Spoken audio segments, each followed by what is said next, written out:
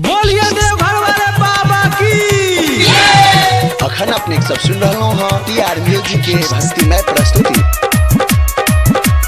बोल बम बोल बम बोल बम जय श्री बोल बम जय श्री। पूरा लगन अब बीतल जाइया देह हमारा बसूखल जाइया। पूरा लगन अब बीतल जाइया देह हमारा बसूखल जाइया।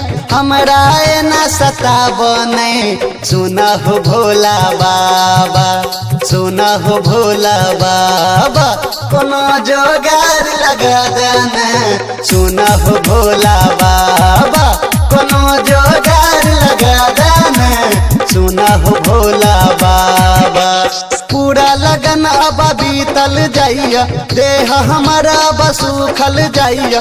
पूरा लगन अब बीतल जाइया देह हमारा बसूखल जाइया। हमरा न सतावने सुना हो भोला बाबा सुना हो भोला बाबा कोनो जोगार लगा देना।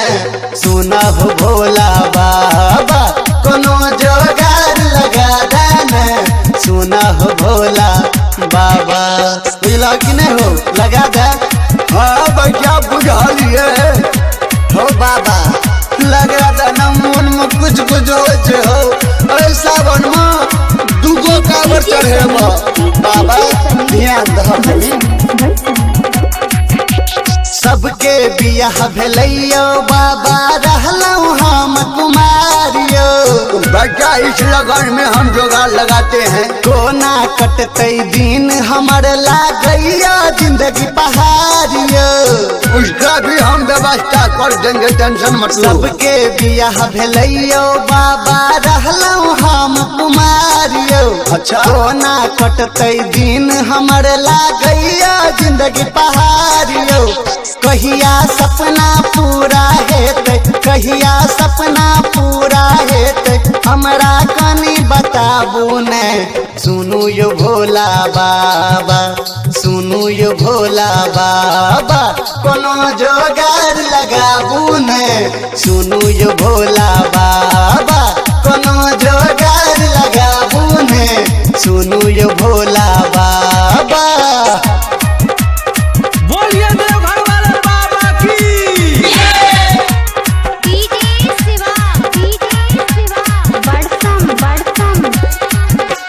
गाँव घर के लपुआ कहैला जब कहिया बरातियो। उसको बोलना डांट माज के रखने के लिए। आप सहल ने जाइया बाबा कारू कतो बातियो। पीछे दिन का बात है बच्चा। गाँव घर के लपुआ कहैला जब कहिया बरातियो। आप सहल ने जाइया बाबा कारू कतो बातियो। मारैया ताना पूरा जमाना मारैया ताना पूरा जमाना कनियो विचार त करियौ ने।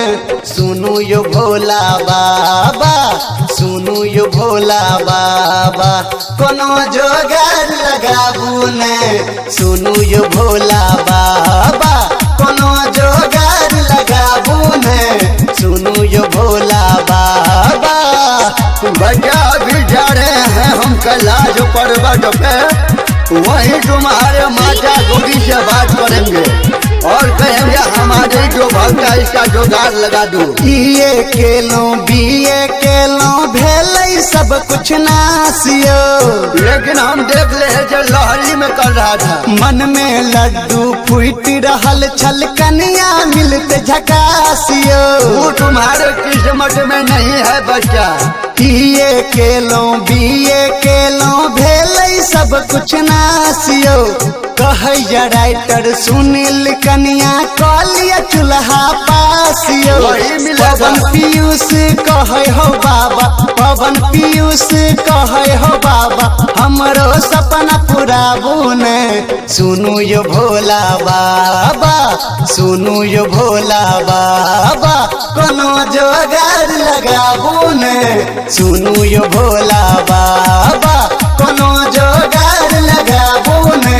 सुनू यो भोला बाबा पूरा लगन बबी बीतल जाय छे देह हमर बसुखल जाय छे पूरा लगन अब बीतल जाय छे देह हमर बसुखल जाय छे हमरा एना सताबू नहीं सुनू ये भोला बाबा सुनू ये भोला बाबा कोनो जोगार लगाबू नहीं सुनू ये भोला बाबा कोनो जोगार लगाबू नहीं सुनू ये भोला बाबा लगा दिया ना यो